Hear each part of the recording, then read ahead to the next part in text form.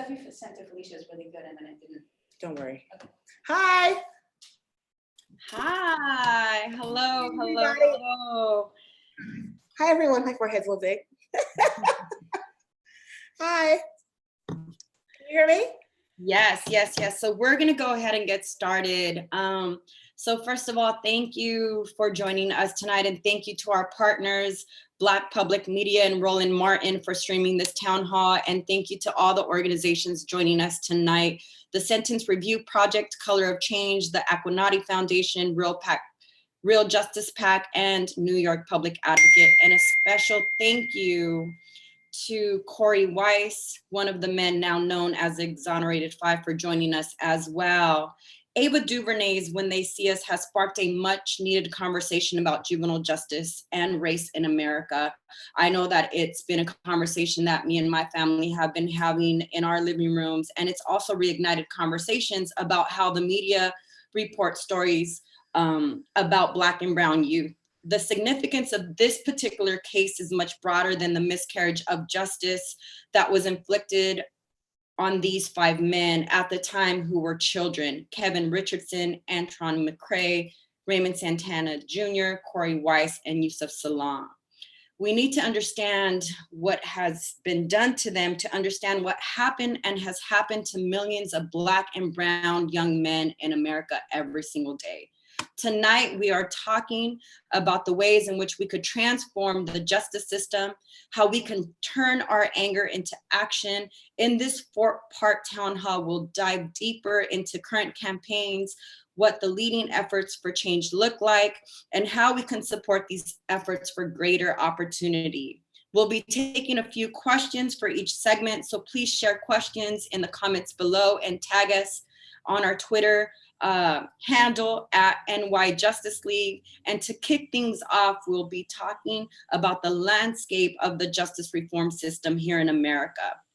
And so segment 1 is Justice Reform in America. I'd like to welcome my sister, Latifah Simon, president of the Aquanati Foundation and the 2003 MacArthur Fellow. Latifah, thank you for joining us. I also want to share with everyone that Latifah and I go way, way back when she was the executive director of the Young Freedom Center. And so when they see us, excavates the truth about the surrounding how 5 Black men and Latino children were wrongfully convicted for an attack on a jogger in Central Park 5 in 1989. And I certainly want to uplift the fact that, you know, we also want to make sure that when we're talking about this, that we're also honoring the victims. But this resulted in prison sentences that lasted as long as 13 years. We know this case is not an isolated incident or a rare occurrence. Our criminal justice system is stacked against people of color, especially young people of color, beginning with the moment they come into contact with law enforcement. Often, Black and brown youth are prosecuted before they ever step into the courtroom. Can you share with us some of the efforts you've been involved with?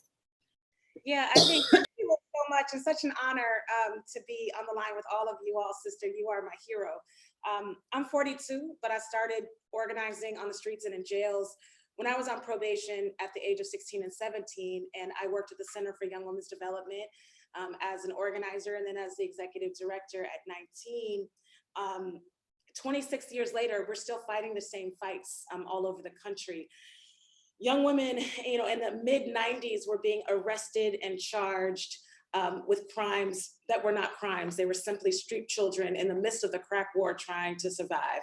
And what we knew and what we saw as young women running our own organization was that very few people were coming for us. Very few people were coming to our aid. What I learned in working with my sisters in the courtroom was there was no judge. There was no jury. Oftentimes there was a probation officer who would send them upstairs into a cage at the age of 15, 16 to 17 for participating in the drug trade, the low-level drug trade, might I say, and or being prostituted. They were put in cages, and then the next morning, oftentimes without their parents, stood in front of judges with an attorney that they never met. And in 7 minutes, no jury, oftentimes were given a decision that affected the rest of their lives.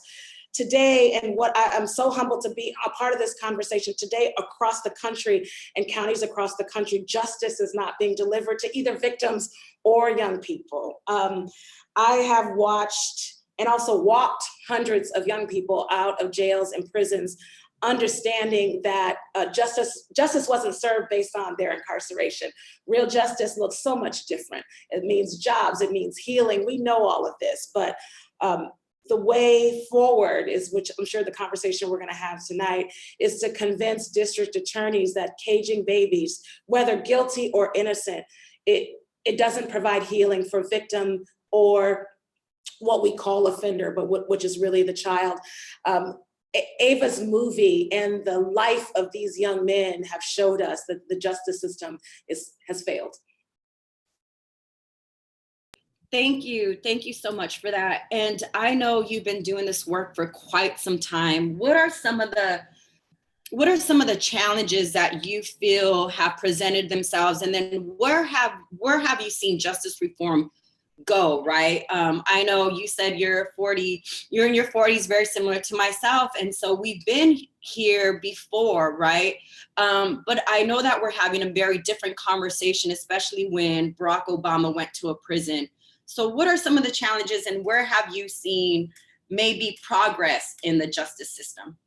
Well, progress is happening all across the country on the grounds in cities and counties. In juvenile justice or injustice, these systems operate on a county level. It's important for many of these groups, like the groups that you run. We do political education with parents and young people, both in the courtroom, in their homes, and on the streets. And what we tell folks is, when you're arrested and you're charged with a crime, there's a lot of people involved with that.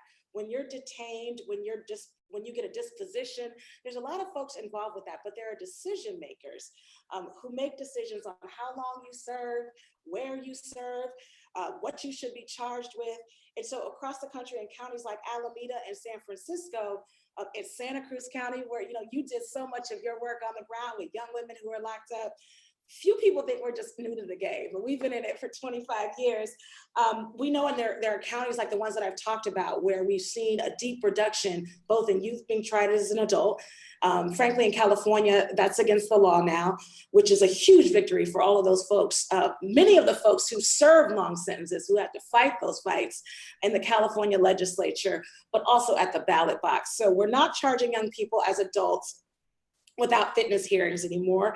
In Alameda County, while we have so much work to do, and I want to be a part of closing down or providing resources to close down much of these unneeded facilities, the populations of juveniles incarcerated have dropped by nearly half, but there are still babies in cages. In San Francisco, the Young Women's Freedom Center have pushed the Board of Supervisors and 300 organizations to stand behind them to say that this city no longer needs a jail for children and that we can do better. If not today, in a couple of years. You have Multnomah County. I mean, I can go on and on and on. The beautiful work that y'all have been doing in New York City, and it's really been inspired by young people. It's really been inspired by, young attorneys who stood with these children and watched them being carried away to camps where there's no healing.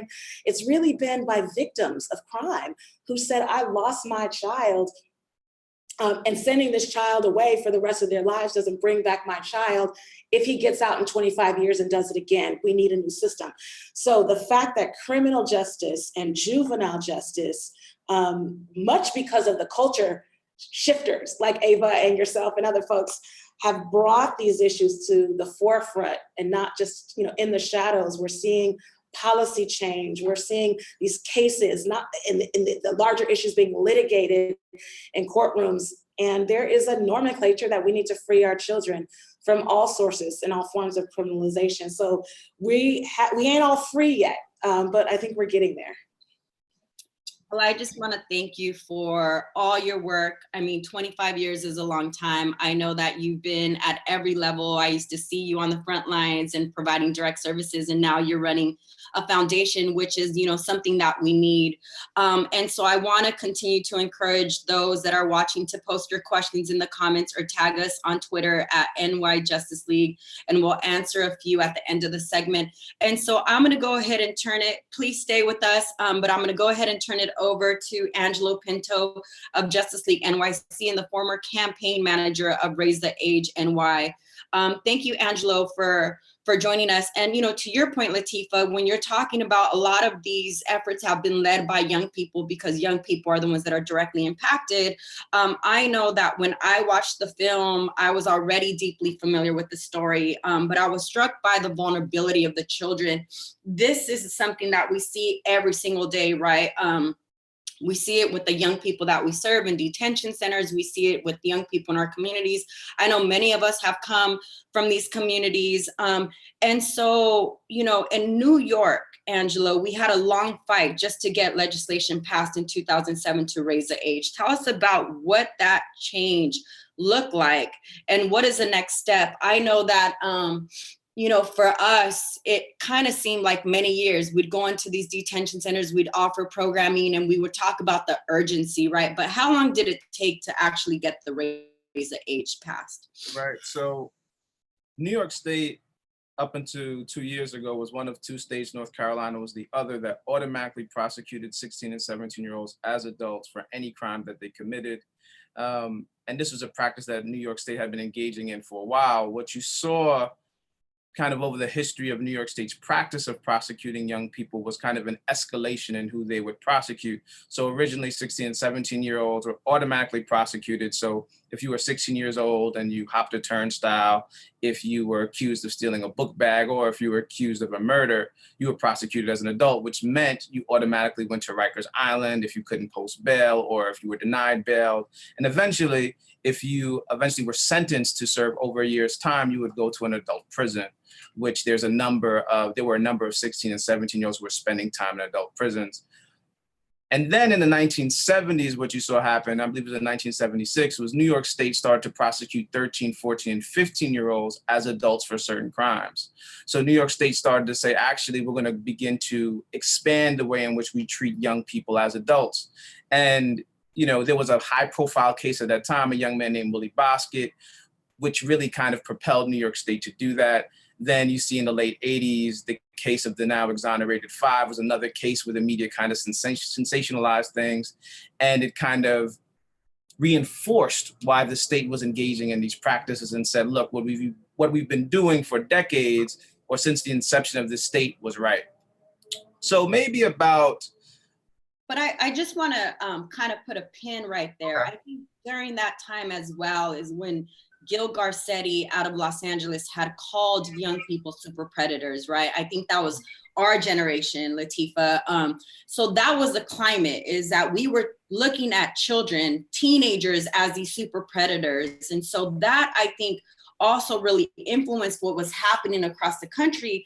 But it wasn't just New York State, but it's also North Carolina, right? That is still automatically prosecuting young people as adults, right? 16-year-olds as adults. And I mean, the other piece is that there are a lot of states that automatically prosecute young people at 17, right? So there's a lot of work that still needs to be done around the prosecution of 17-year-olds as adults. But New York State, like every state, still prosecutes some young people as adults for certain crimes. So this isn't a practice that even New York State or states around the country are saying they're going to abandon. What they've been saying is they're going to modify this practice. And what we know is that modification, by and large, is not going to impact the many Black and brown young children who are still prosecuted as adults. I think the big piece during the course of the Raise the Age campaign that I would always say to folks is that Raise the Age was the tip of the iceberg. While it was called one of the most historic criminal justice reforms in the state, and it was, and it still is, it was really the tip of the iceberg. So much more criminal justice reform and youth justice reform needs to happen. And we really need to, from my perspective, we really need to start taking a more comprehensive approach at how we transform the criminal justice landscape. And for me, you know, kind of standalone single pieces of legislation just isn't enough to begin to confront 30 years of a war on drugs and just the war on Black and brown families before that, and kind of that's been going on since the inception of this country. So we need to take a real, from my perspective, a more proactive and radical approach to transforming the criminal justice landscape and pushing for legislation. And also, I think, understanding that legislation alone certainly won't be enough. Right, right. And I also want to highlight Justice League NYC was also involved in the fight to free our Bronx teenager, Pedro Hernandez, who spent more than a year locked up inside Rikers, missing the opportunity to attend college until prosecutors were forced to admit that they had no case. And I know his younger brother works with us at the Gathering for Justice. And so we're going to be taking a couple of questions from our first segment. So let me just bring that up.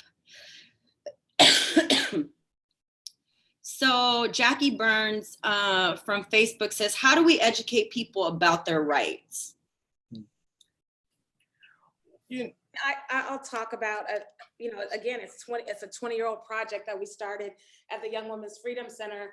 But juvenile justice rights, first of all, unfortunately, Black and brown young people, while we're supposed to have inalienable rights, those rights are hardly realized. For years and years, we were at the Center for Young Women's Development, Young Women's Freedom Center, doing works on the streets with young men and young women, telling them about their rights. You have the right to ask a police officer why you're being detained. And we would come back the next day and that young person said, when I exerted my rights, I was slammed into the wall. I was brutally beaten. I was called a nigger.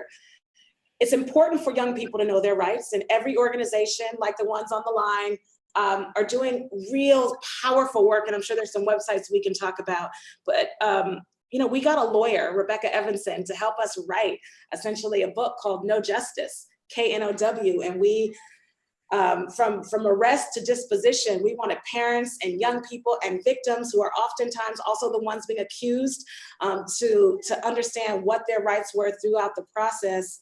We can fight for our rights, but it's important to know until we're humanized, we don't really realize those rights. But the organizations who are represented here, we all have really great resources and we should share them.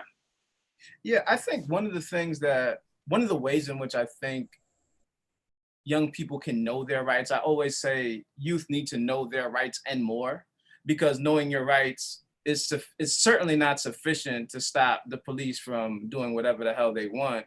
And sometimes it really exacerbates or makes police officers get even crazier with you.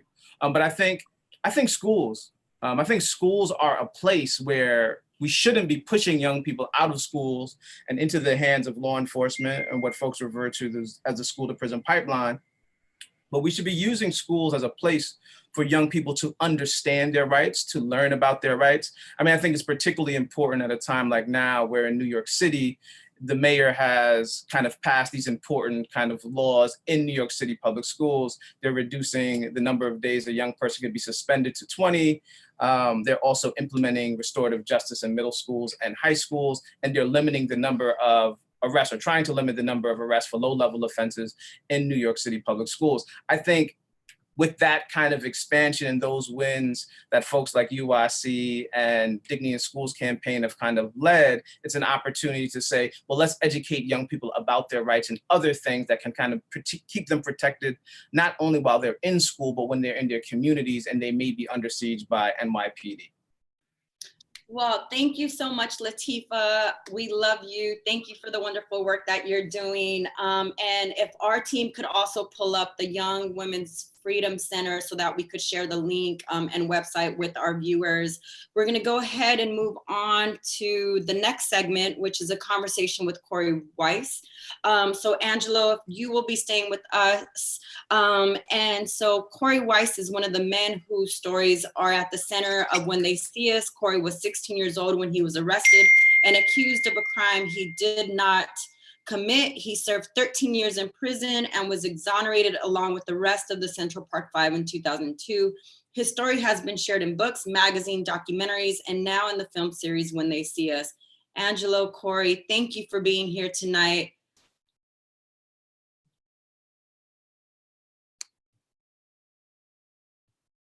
Right into it. The first, wait 1 second. Yeah, because we can't see ourselves.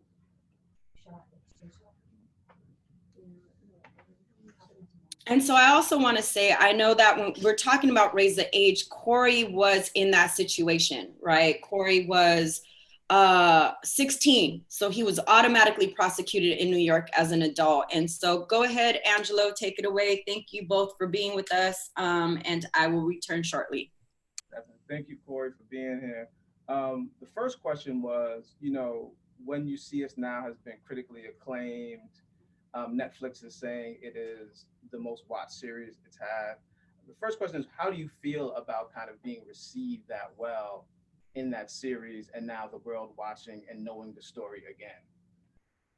Amazing film. It's amazing. It's amazing. Is there, I think your part of the story, I think it was in part 4. A lot of folks were tremendously moved and felt emotional by watching your kind of part specifically. How has that felt?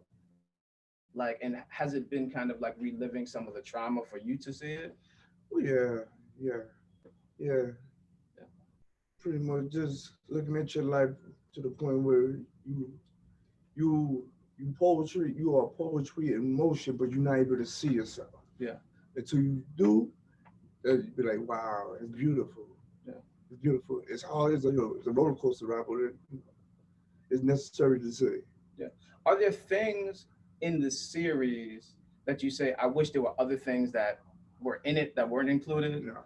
You feel like everything that It's kind of good. was in the series was necessary? How have folks been receiving you, I guess, when you're coming across folks now, or when you're, you know, like at the BT Awards and folks are talking to you? What is some of the feedback you received? Well, they more so go to my little actor saying that he did a beautiful job, Right. and he just embodied me. Yeah. He embodied me and did a great job. Yeah. Now, I think for folks who are like been doing criminal justice reform and understand kind of how we get to a place where we have 5, 16, 15, and 14-year-olds charged as adults and spending all this time in jail, and folks have been working on these issues for a long time. Do you feel like much has changed since the case in 1989 till now? And do you think much has changed?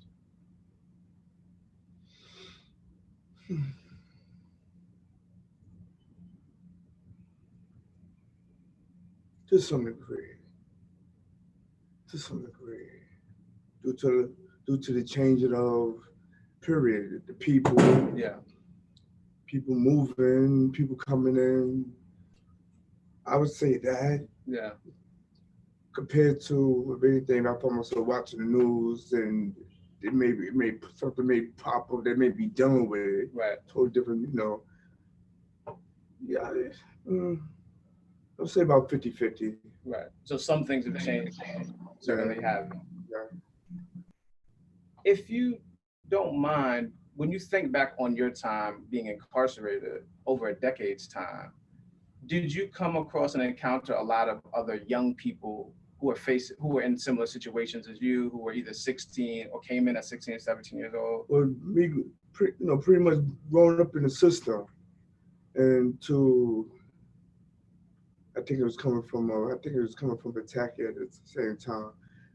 But me coming up in the system, I began to see a lot of young kids coming through the system. Right. I said, wow. So, you know, I'm pretty much around that time, I'm pretty much an old head if I was there, looking at the babies coming through.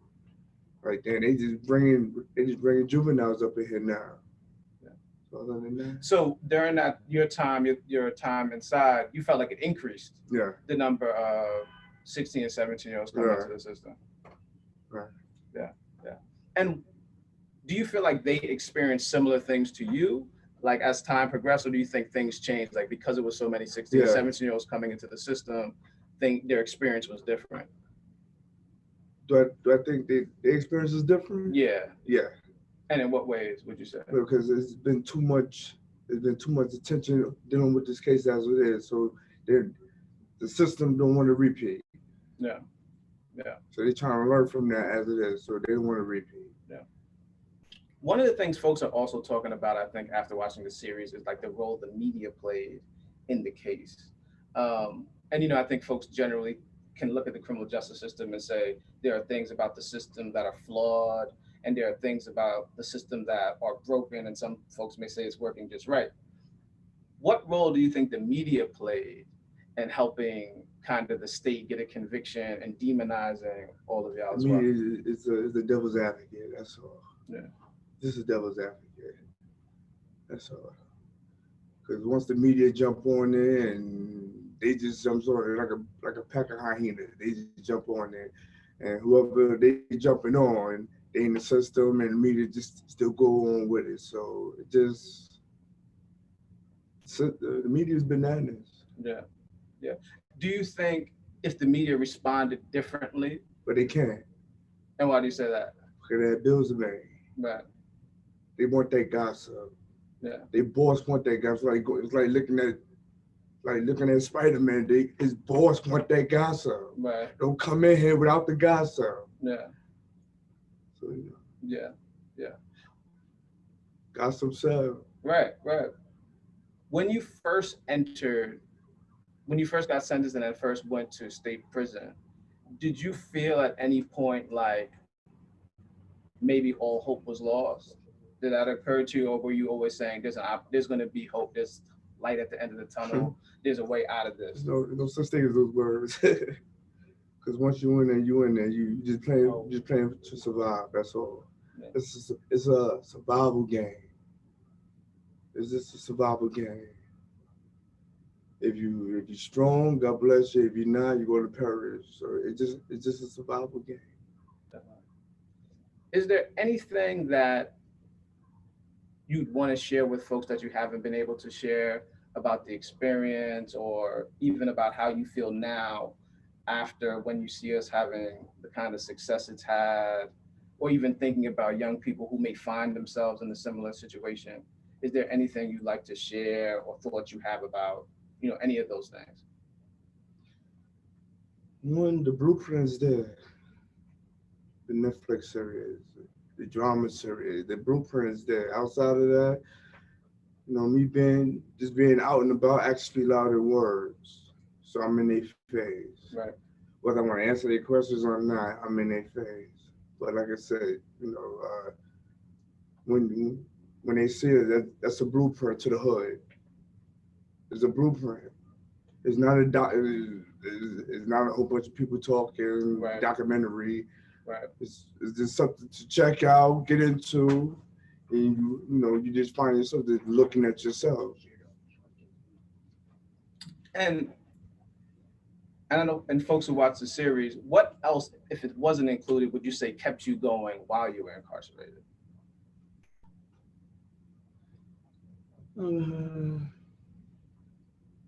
Just maybe just taking heat from the elders in there, because the elders, they got natural life in there. So just really listening to them. Pretty much just listening to them. Pretty much just being their little jailhouse son or what have you. Just listening to them. Right. So basically the ways in which folks were able to create family inside. Right. I had a question here. How do we donate to your particular work at the Innocence Project? I know you've been doing some work with them and have started a little project. Well, out in Colorado. Yeah. Because the only reason why I was out there, because my law team, they live out there.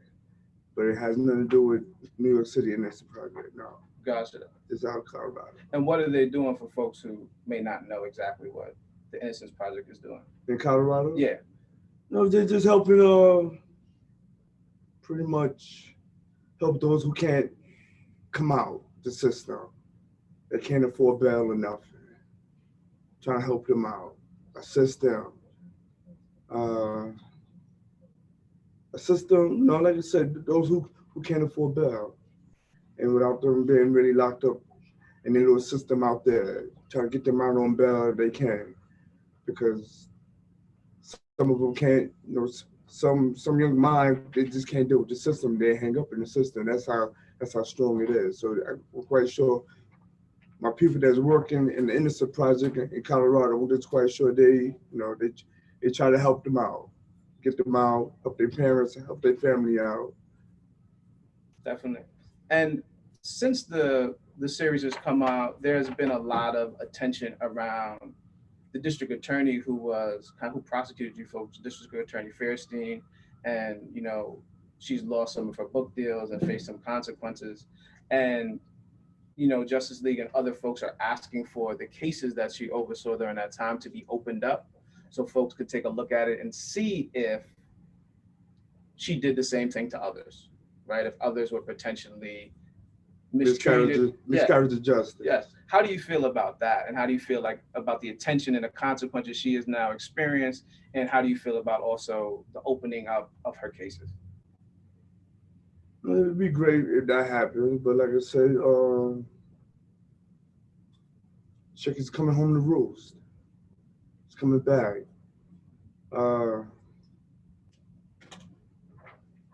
It's coming back because of the Netflix series. I don't be trying to put no energy behind it, put no energy or words behind it, but I'm just glad that because of the series, it's because it's causing heat. It's causing heat to the players that has something to do with this case here. So it's good. From her to Lateefah to the detectives, whoever just popping up dead or what have you.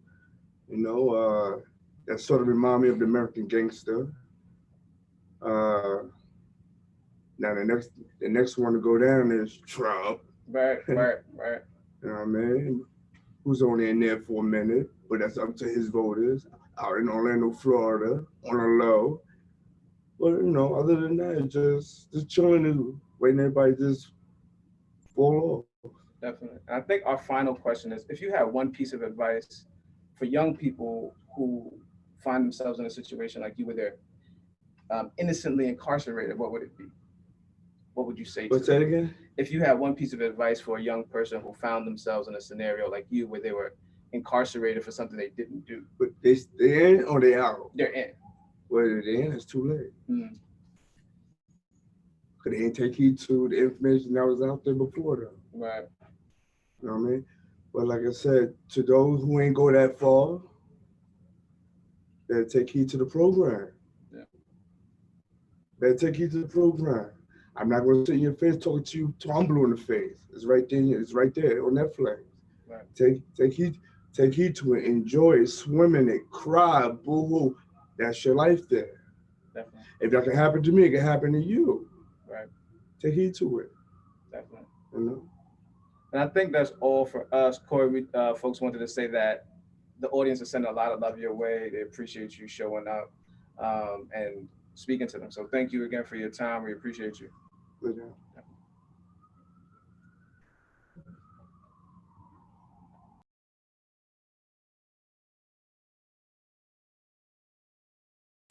Thank you, Angelo, and thank you, Korey, for the courage you have in sharing your story and for being with us tonight. I look forward to continuing to build with you. And so now, next, I'm excited to introduce our panel of experts for a discussion changing the system from within. So it's called Let's Talk Systems. I'd like to welcome Hillary Blout, founder and executive director of the Sentence Review Project, New York City public advocate, our brother Jumaane Williams, as well as Chris Lazare of the Real Justice PAC. Thank you for joining us tonight. So I'm going to start with you, Hillary. The power of prosecutors and prosecutor elections have come under national attention thanks to when they see us, district attorneys yield an extraordinary amount. There's a lot of DA. I should just abbreviate this stuff, but DA yields an extraordinary amount of power in shaping our criminal justice system and the outcomes for Black and brown people in the justice system.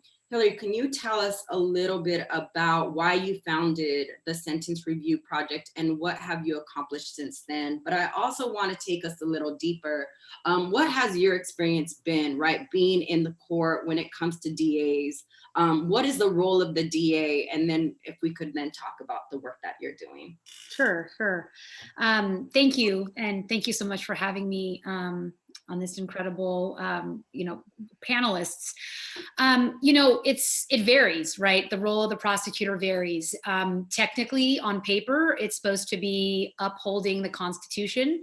It's supposed to be protecting the rights of victims and also protecting the constitutional rights of defendants. It's supposed to be about holding people accountable when they break the law. And ultimately, it's about making sure our community is safe. I think that the problem is that different prosecutors interpret that differently, right? Some people think that safety is about throwing people away for the rest of their lives. And other prosecutors, as we've seen recently, are doing things differently. All of the attention that has come about in the last couple of years has been just so incredible to shine a light on what you just said, which is, what is the role of the prosecutor? And I think a lot of people didn't even know. I've talked to so many people that said, do we actually elect the prosecutor? I thought that was a person that was appointed. And also when you talk to people and you can see how the decisions that prosecutors are making really do weave into all of our lives. And so it's the prosecutor that's going to decide whether to charge a case or not. The prosecutor decides whether to charge a felony or a misdemeanor. The prosecutor decides if the person's going to go to prison or some other type of alternative. So it's the prosecutor has so much incredible power that they are supposed to be holding with care. And a lot of times that's just not what's happening unfortunately in the courtroom.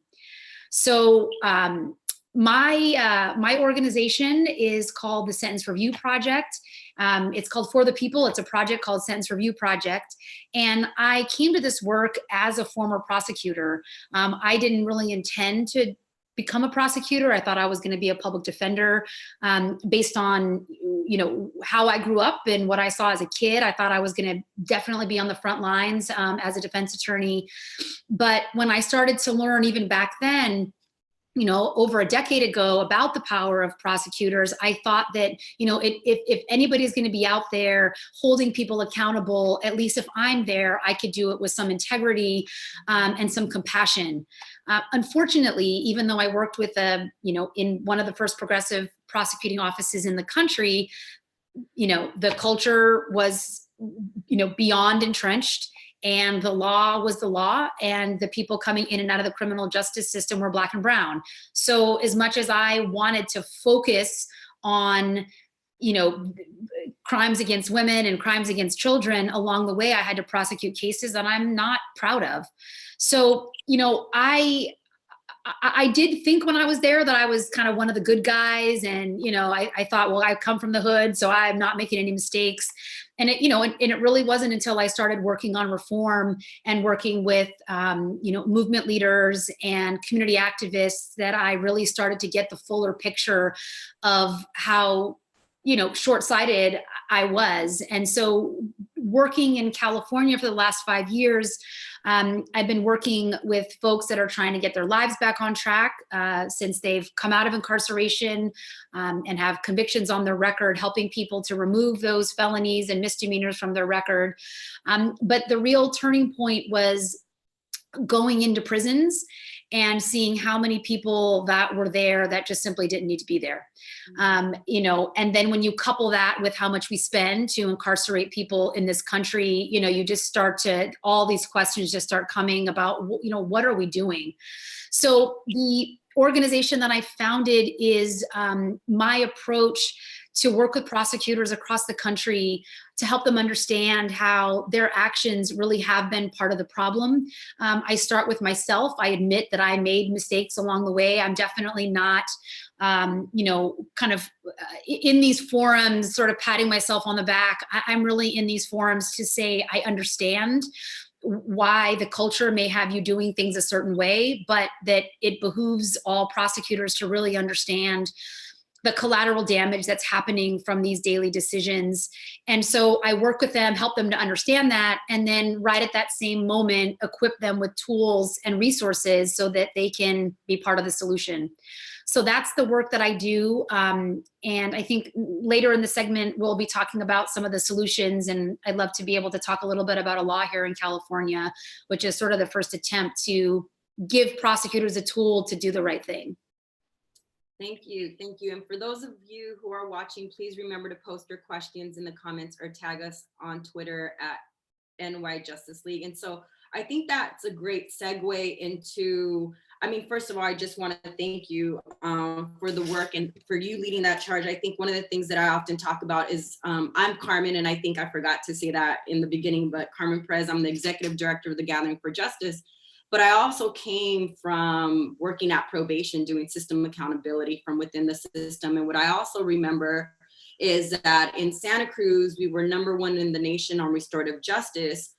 Yet our neighboring county, Monterey, was a very punitive county. I didn't understand how a neighboring county could be so just one block away, be incentivized for failing. And so I'm going to transition into, you know, our public advocate, because it's important to, you know, to understand that part of it is also electing progressive DAs. There has been a wave of reform in progressive prosecutors, like the election in Queens, Tiffany Caban, Larry Krasner out of Philadelphia, and Kim Fox in Chicago, who have run on a platform that is counter to the tough on crime narratives that have long gotten prosecutors elected. And again, it reminds me a lot of, you know, where we were 25 years ago.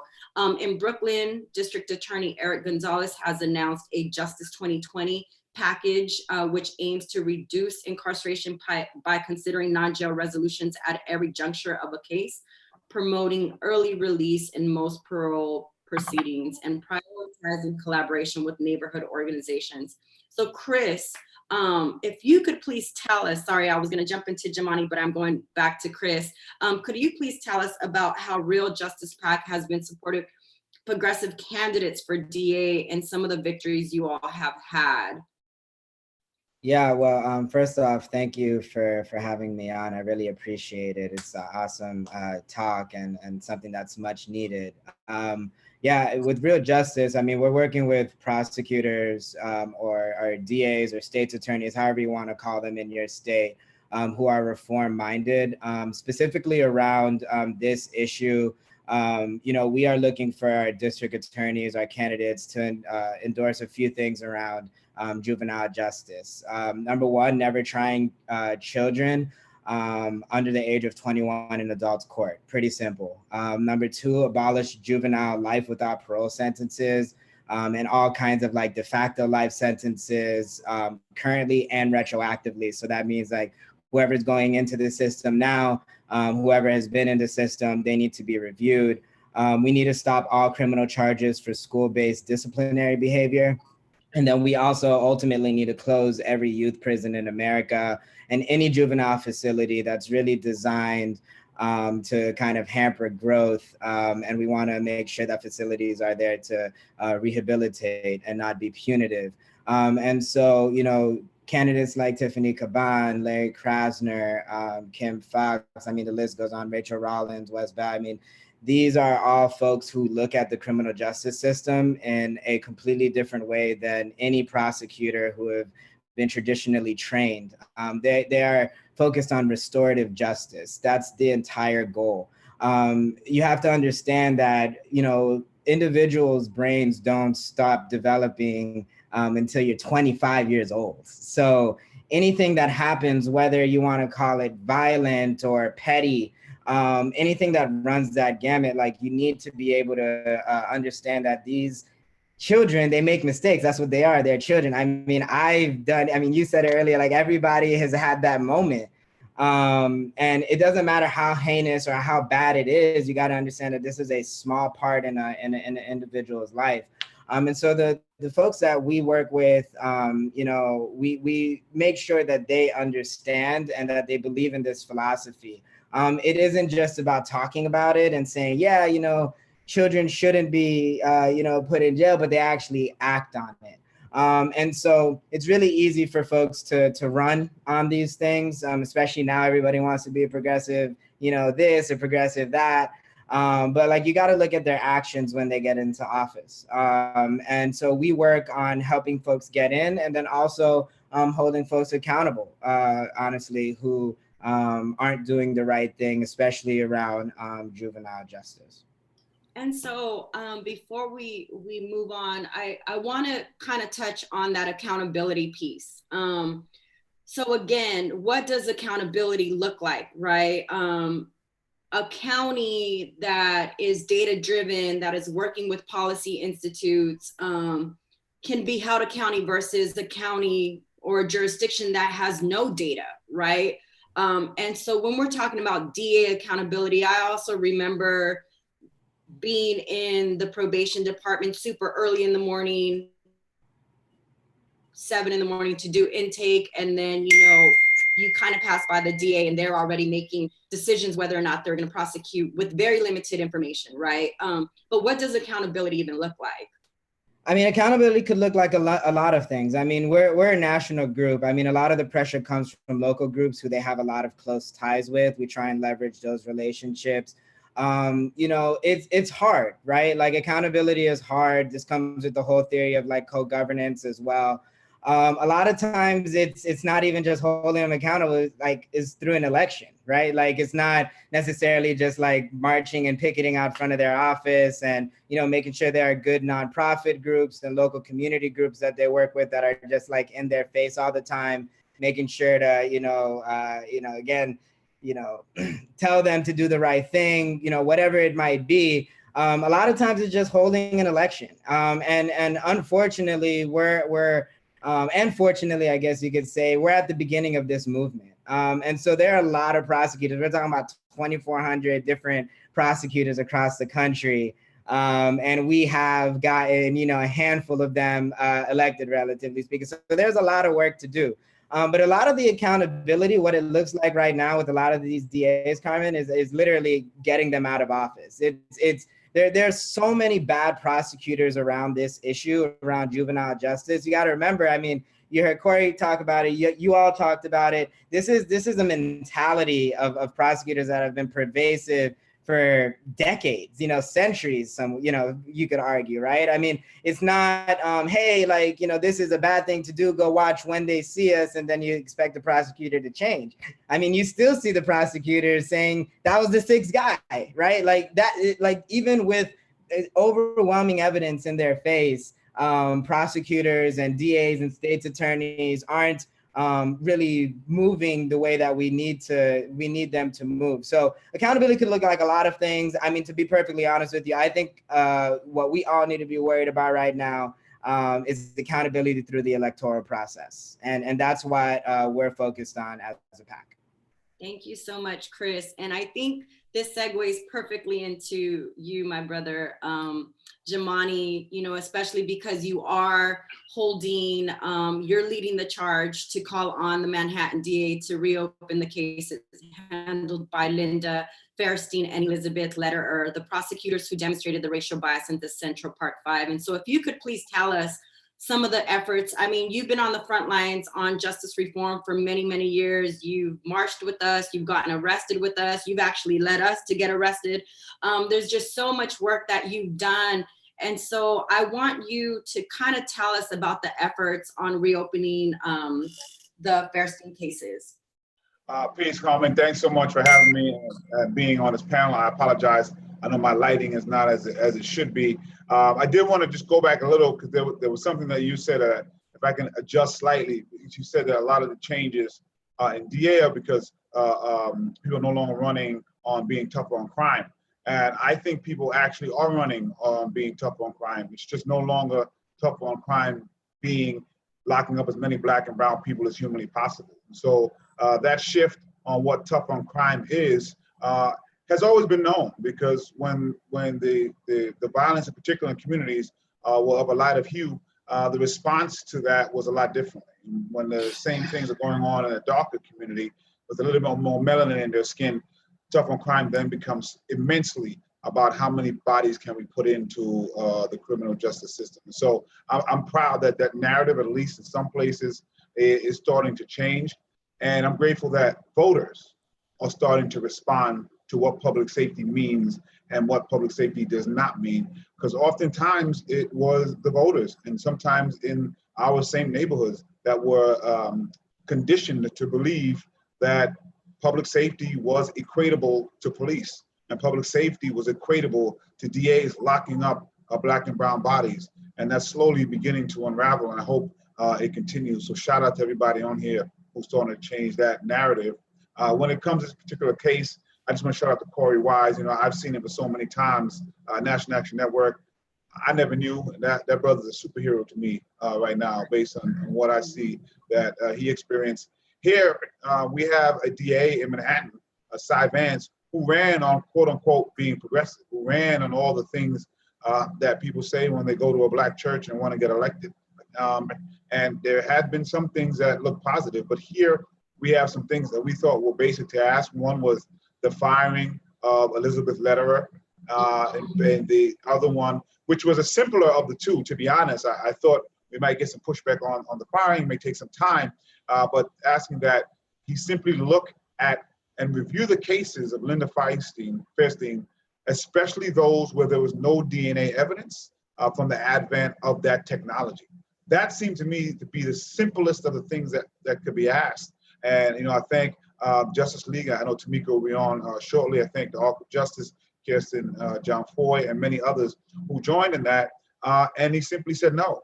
And what he said is, I just want to make sure I get it right. I do not intend to take either action at this time.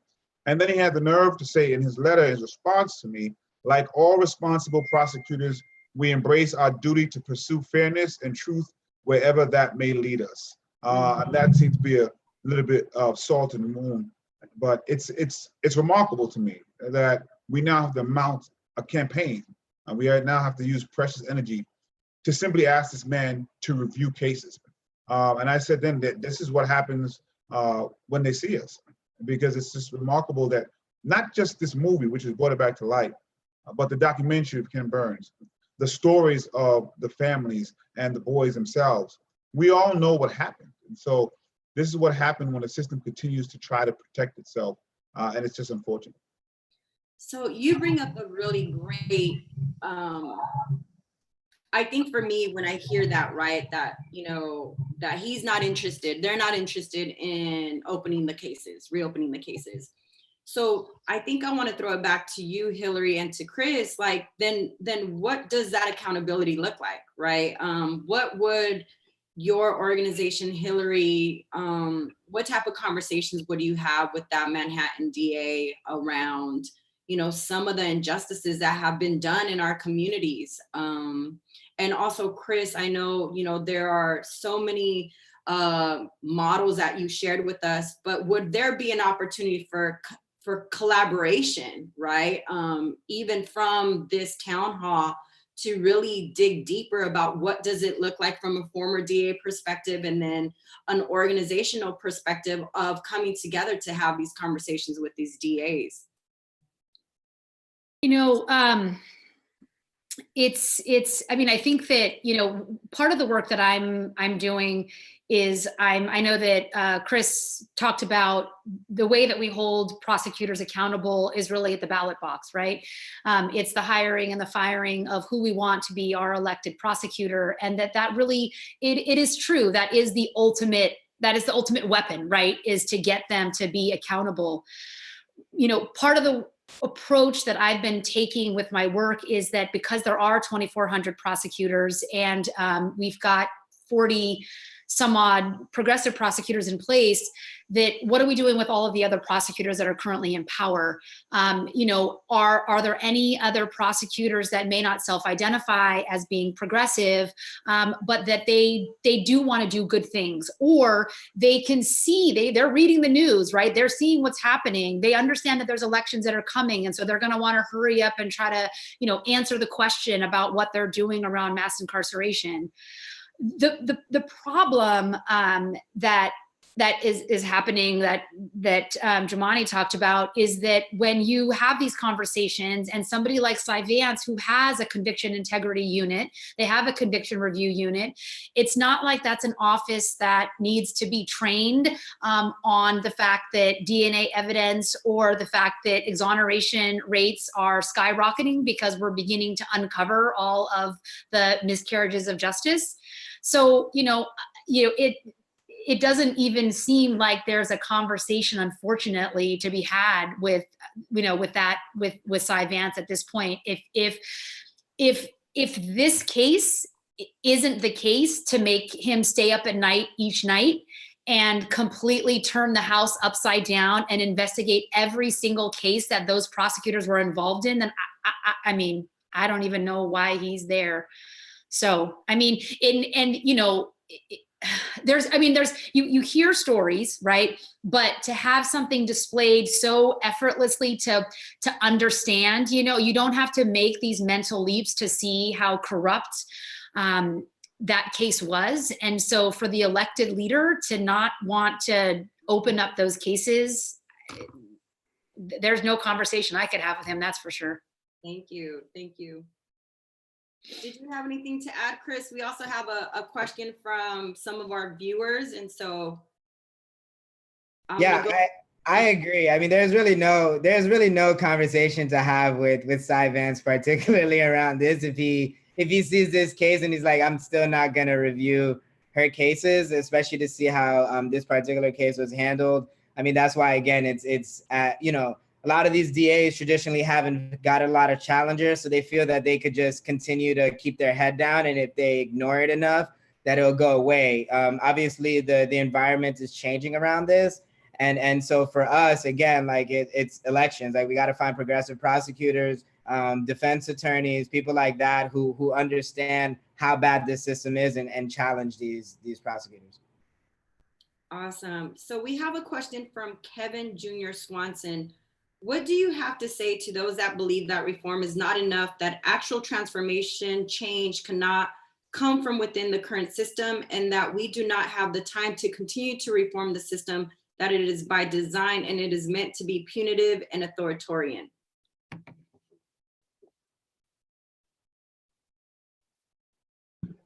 Can you hear me? Yep. I think there's a lot of validity to that. And I often say the system's working how it was designed to work from the inception of this country. And that's just a true statement. If our quote unquote founding fathers woke up and said, would you take a look, say, I don't know why you have a Black president or why women are voting, but otherwise pretty good job of putting forth what we decided to put forth. Even with that said, there always has been a better part of America, I try to say, always pushing forward. I tried my best not to use the word reform. We really have to literally take up a system that was put in place to operate the way that it's operating and put another system down. And that's actually why I think it's so difficult. If you have a house that has a slight crack, you might be able to fill the crack. But if the foundation of the house is rotten, you have a bigger problem, and it's a lot harder. And I think that's what's happened to this country. The foundation of the country is based on what we see here. And we have some people that won't even admit that that is what's happening. But really quickly, I wanted to say ancillary two things. One is I hope we start to use this as well to get folks more registered to vote. When Eric Garner's Daniel Pantaleo was not found guilty, that was a DA. And a lot of people who were found on juries are because of registering to vote. I think we missed an opportunity there. And lastly, in New York City, we're just encouraging everyone to swamp Cy Vance's office with requests to reopen this. And it's of course, when it's time for re-election, he should not be the DA, but I want to make sure his name is synonymous with a shameful act. And that's what we need to do, shame some of these people.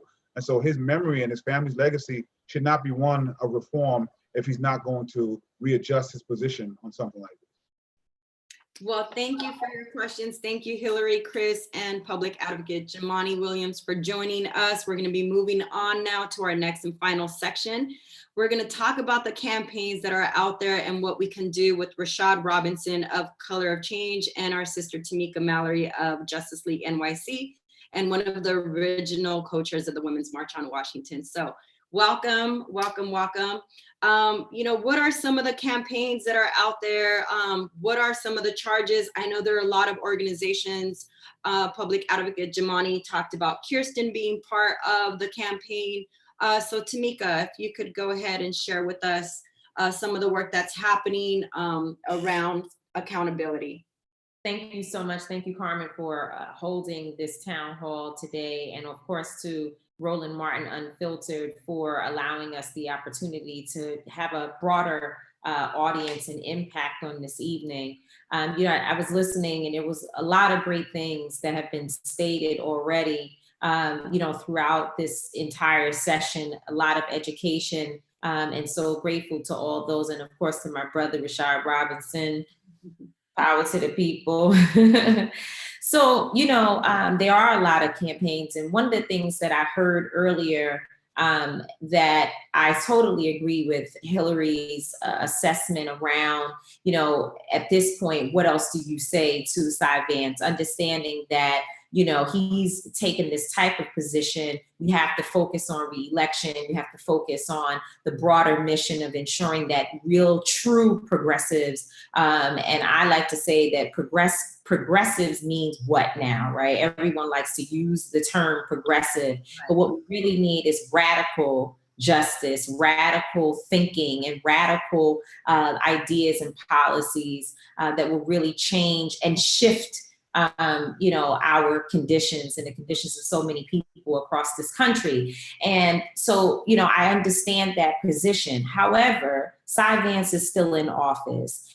And I think we have to just be clear about how movements begin and what will move people from a hard no to having to really deal with us and to do what it is that we are demanding. When I think about Dr. King and the struggle that he was in for the Voting Rights Act, what we know is that he was basically told by Lyndon B. Johnson that he was not going to work on the, he wouldn't sign the Voting Rights Act. He would have nothing to do with it. But because of the people who were on the ground, the fact that they went to Selma and chose to take a route that they knew people would actually be killed for walking across that bridge, and continuing to put the spotlight and awareness on it by using their own bodies in a form of nonviolence, although much violence was inflicted upon them. That is how we went from a hard no to having the Voting Rights Act signed. And so I want people to think about that as we look at this situation. It's not going to be quick and swift. It is going to take time to be able to get, because, folks who have decided that Black and brown people don't matter, they don't believe that we have the power, and they believe that we're going to go away after a while, that, we'll get upset, we'll huff and puff, maybe a few rallies, and then we're gone. But in this situation, we have a reason to be 10 toes down on the ground, continuing to focus on a strategy that really just pushes Cy Vance. The last thing I'll say, and then, come back later, is that Mark Thompson, one of our dear brothers, Reverend Mark Thompson, he was at the debate. He was in the press pool at the end of the debate, the second debate, where Kamala Harris and Senator Kamala Harris, and others, Joe Biden and all those who participated in the second debate. And he began to ask people, one in particular was Kamala Harris, to ask, do you believe that these cases should be reopened? And she said, it definitely seems that there's precedent for it. So these are the movement has to be multifaceted. We have to be everywhere. That means that we now have a presidential candidate on record saying that I believe that there should be, at least an investigation into whether or not there should be an investigation. Right. No one ever really wants to go all the way with it, but she did say something that I think was important. So that's where we are today. Thank you. Thank you. And I also want to talk about the petition, right? And so we'll certainly make sure that everybody gets that link. All the viewers get that link. But Rashad, if you could also share with us some of the solutions. Hillary talked about being a conduit for change, wanting to work with DAs to make sure that they are bringing justice and not necessarily doing, I call it the iron fist, right? I know that Justice PAC, there's so many organizations that are like-minded. There's an opportunity for us to really come together. And I always think, as a former probation officer, of what does it look like for a federal mandate on system accountability? What does data collection look like? How do we begin to incentivize systems that actually work and not that are failing? What does that even look like? But I want to pass it on to you so that you could share with us some of what you've been thinking about and the work that you all are doing. Well, first of all, thank you, Carmen, for your leadership, for pulling us together. Tamika, it's always a pleasure to be on with you. Public advocate, Jumaane, everyone, Korey, and really following what Chris and Hillary were talking about in terms of the role of DAs. And I want to both talk about that for a second and then talk about some very clear things that everyday people can do in their community now as it relates to building the type of power that changes the rules as it relates to prosecutors. And so, as both Chris and Hillary said, there are 2,400 prosecutors around the country. And yes, there is a movement to change the incentive structures for prosecutors, change what prosecutors believe their job is, and change what the public believe that prosecutors' job is. And as a result, prosecutors having to be nervous about disappointing Black people, having to be nervous about disappointing brown people, having to be nervous about disappointing poor people. And in essence, that is what electoral power sort of adds up to, right? It adds up to us building enough energy inside of a system to force that system to change. And so we have a set of 6 demands that we've worked across the movement with that really sort of live on this platform called winningjustice.org. And so if you go to winningjustice.org, it is a multifaceted platform. It's the only national place where you can search for who your prosecutor is. And then you can find out information on your prosecutor. You can also look up the various demands, and those demands are not just sort of color of change demands. Those demands have been pulled together by organizations around the country through convenings over the last several years, where folks have come together and wrestled with what were the things we were going to put on, and what are the things that are also really important, but we can't ask for everything right away and keep the momentum. And so it's things like treat kids as kids. It's about transparency. It's about dealing with money bail. It's about a set of policies that are litmus tests, right? That if these prosecutors can't pass this bar, then they don't deserve our support. One of the great things, and really a lot of praise needs to go to the brilliant leader, Ava DuVernay. She's creative, she's a genius in that regard, but she's also an advocate. And Ava was very clear through this process that she wanted to make sure that people could take action. And so she worked with us and we worked with Netflix to create a microsite that was able to translate people from having that anger, that passion, that energy to actual action. And so if you go to winningjustice.org and you put a backslash and you put WTSU, so for like when they see us, so backslash WTSU, you'll be taken to a whole set of current actions that really relate to the themes in the movie, from juvenile justice issues in local communities to some of the campaigns around holding some of the folks who were the principals in the movie, the people who were behind it all. But I want to zoom out quickly and just simply say that that's about elections. That's about getting what we can get inside of the sort of 40 and 60 yard line. But that's not enough, right? Prosecutors, the incentive structures for prosecutors, even the best prosecutors, are flawed. Prosecutors have way too much power, period, even the best ones. Prosecutors have laws about prosecuting for things that they shouldn't have to prosecute for.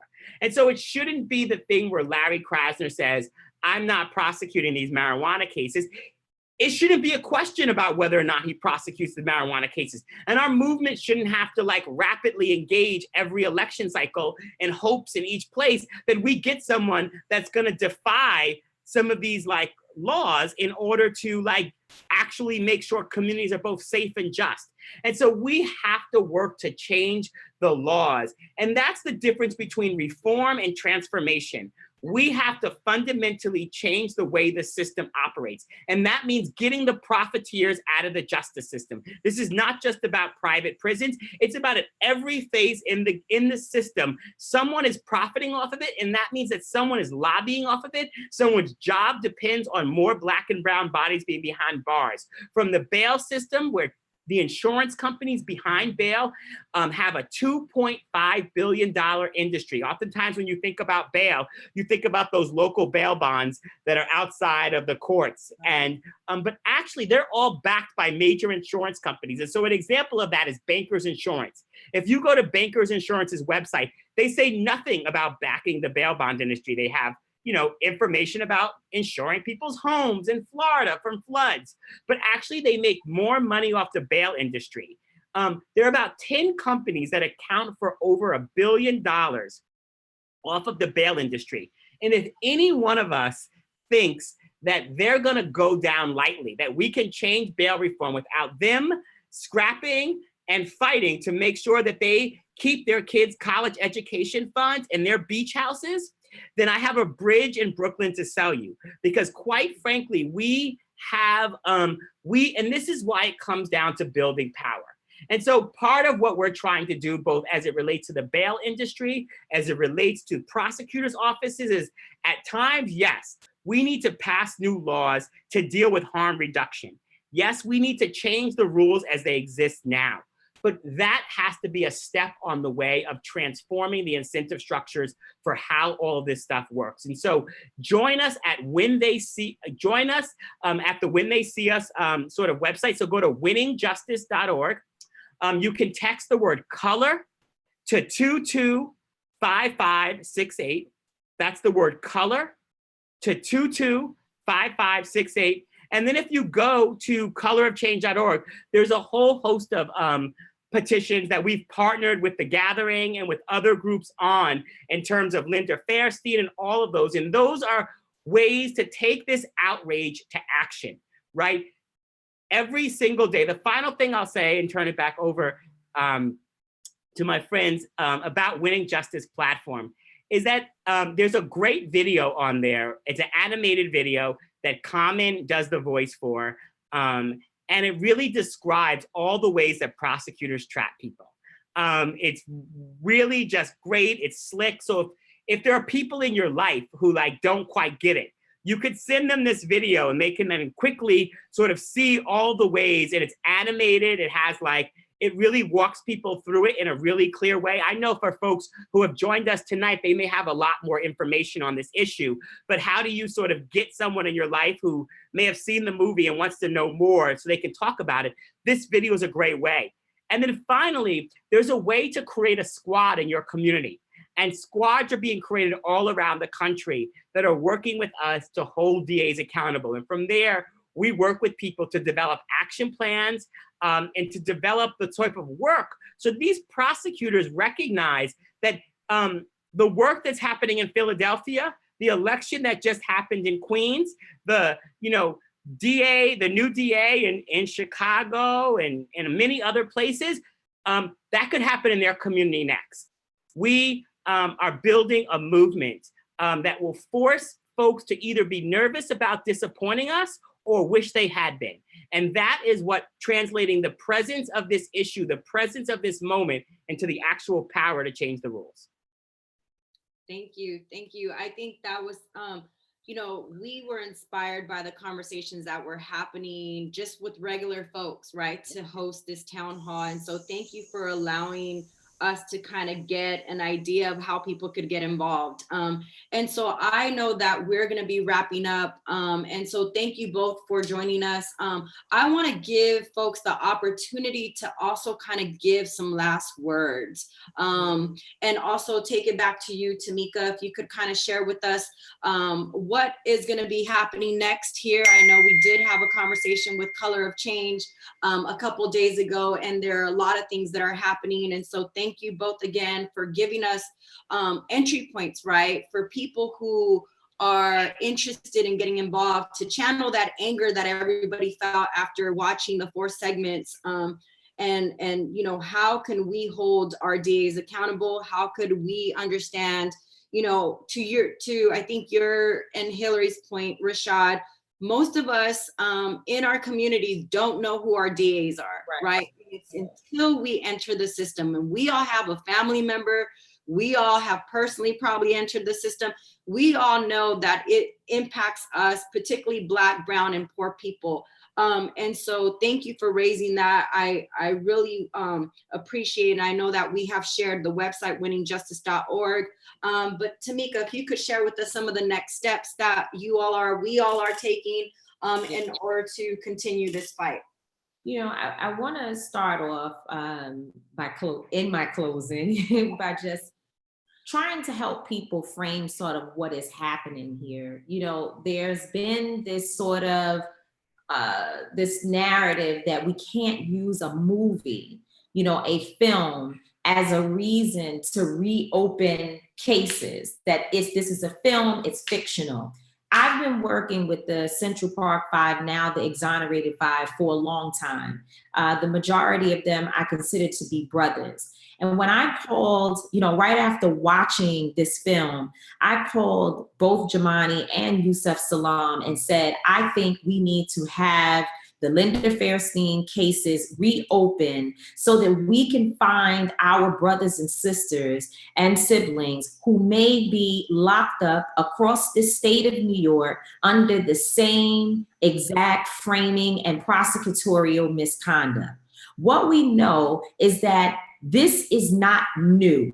The information in this film is not new to us. We've been knowing this. We've seen this over and over again. And in fact, Ken Burns has a documentary out that people can go and research right now to learn about this case from multiple perspectives, but the information is the same. And as Rashad said, we also know that Ava, and the way in which she puts this creative piece together, is just giving us an opportunity to really digest it and to understand what these men went through, what these young boys who are now men have gone through.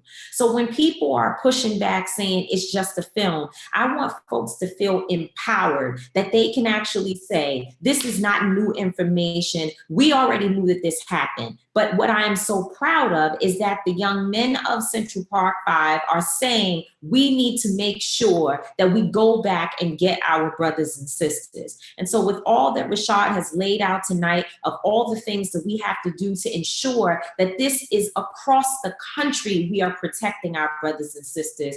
But we know here in New York City, this particular prosecutor has other cases that we have looked at. We've already found at least one case that we are sure that there was prosecutorial misconduct very similar. So this is again a very, very serious fight. Now, there is the petition. The petition gives us an opportunity across the country to say to Cy Vance here in Manhattan, we're all watching you. We're all watching you, and we demand that there be justice in not the Central Park 5's case, in all the cases that this woman has ever put her hands on. So that's number one, sign the petition. Also, when there's a call out to show up at rallies or to make calls to the DA's office, to write letters, emails, take the time to do that, because there needs to be a clear understanding that there is pressure being applied here.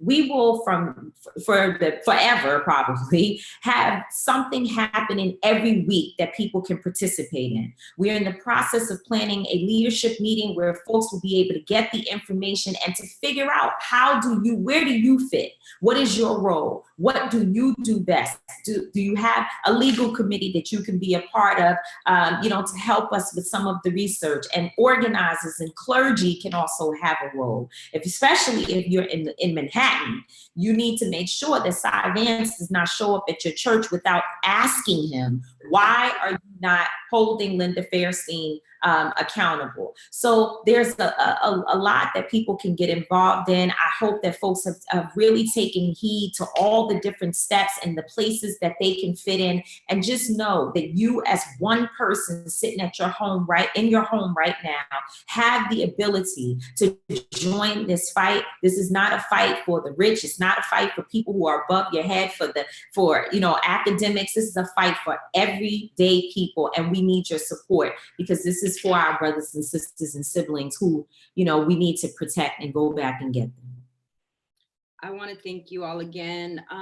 Before I give folks the opportunity to say some last words, Tamika, I think you reminded me of a situation that happened when I was 17 years old. And I remember when my sister's life was taken, there was a DA that had asked my father, they wanted to prosecute the young man that was responsible for her death. And I remember my father saying, I can't take another mother's child away, right? And so oftentimes there are DAs that go out and do what they feel like doing without really honoring what the victims want in the first place. And so again, I think, the way in which we as regular folks, never in my life did I ever see our family navigating through the system as victims. Our family, had navigated in a different way, with some of our families being in and out. But again, this happens to everyday people, right? We have to know what we can be a part of. I think what you laid out in New York is tangible. We also have the petition. We have a website, winningjustice.org. There's different ways in which people could get involved. And I think just myself, somebody who was 17 years old, I never thought I'd be a justice advocate, right? That wasn't the path that I thought I thought I was going to be somebody else, but because of what happened in our family, it took us down this road. And so thank you for that reminder. I just want to empower people to know that, you can make a difference regardless of how much information you have. It's really about leading with your heart. And so I want to go ahead and, also that we give a shout out to Minister Kirsten Foy. I know you mentioned it. Yes. Justice. They went out to churches, canvassing all over Manhattan on Sunday, making sure that pastors and congregations know about this situation and know what they can do. So let's give our brother, Thank you. And so we want to go ahead and bring it all the way back. So if Latifah, if you're still on, if you have any last words, we're going to go down the line. And again, thank you all for joining. Do we have Angelo Pinto still on? Any final words? All right, we're going to go ahead and go with Hillary. Please, any final words? Unmute. Sorry. Go ahead. Oh, okay.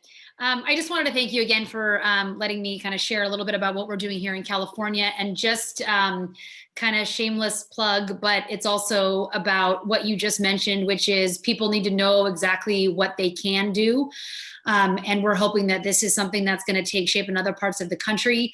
But at least for people that are watching and you have a loved one in prison in California, there is a law in California where you can literally ask the prosecutor that prosecuted that case to revisit that case. So the law in California allows prosecutors to reevaluate their own sentences and then facilitate the release of incarcerated people when we can show the prosecutor that they don't need to be there.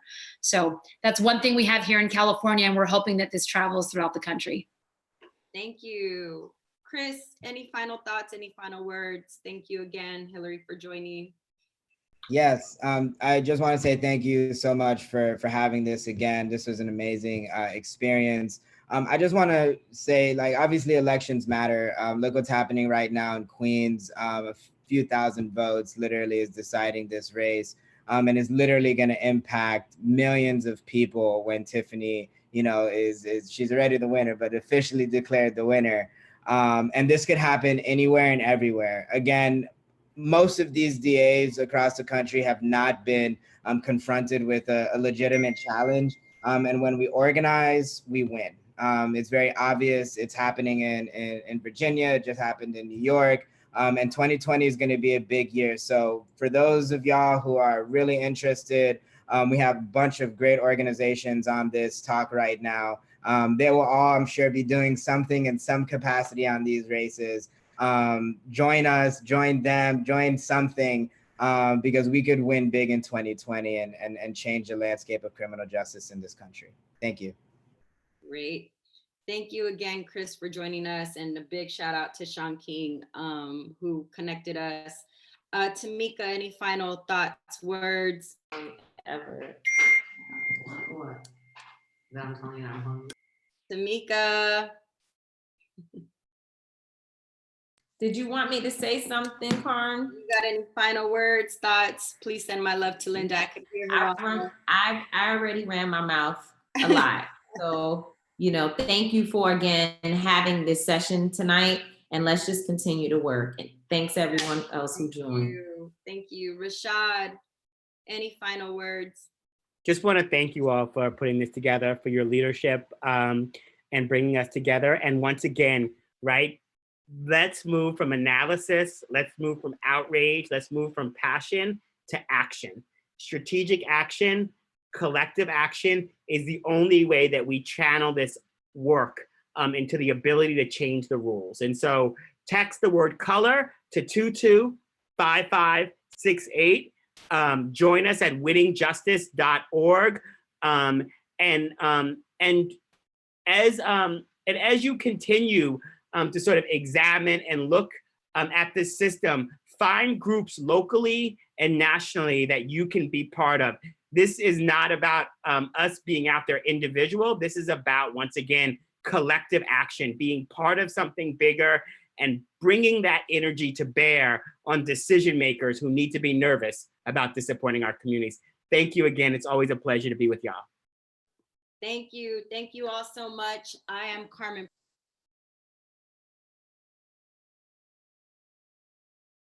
Am I unmuted? Okay. So I just want, for those of you who are interested in continuing this conversation, please follow us at NY Justice League, as well as visit our website, www.gatheringforjustice.org. Thank you for joining us tonight. Thank you to our partners, Black Public Media and Roland Martin, for streaming. And thank you for all the panelists. You were all amazing. I'm looking forward to the next phase of this conversation and connecting offline. So thank you, everybody. Again, follow us at NY Justice League. Thank you for the conversation. There is something that you could do. Don't wait until it's too late or something happens to your family. And it was great talking to my friends. I love and respect y'all. Peace. Thank you, Carmen.